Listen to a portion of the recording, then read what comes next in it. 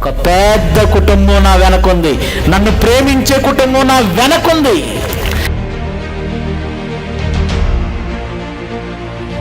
నాకు ఆపరేషను, నాకు బాగోలేదు, నేను చావులోకి వెళతాను, చనిపోవచ్చు అనగానే 1 కాదు 2 కాదు 3 రోజుల్లో 13,80,000 సంఘం నన్ను ప్రేమించిన విధానం.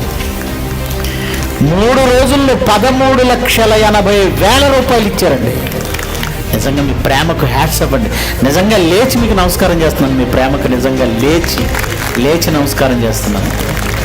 మీ అందరి సహకారం, కృతజ్ఞతాస్తుతులు చెల్లిస్తున్నాను. దేవుడు మళ్ళీ ఆయుష్ ఇచ్చాడంటే ఇంతకు మించిన పని ఉంది.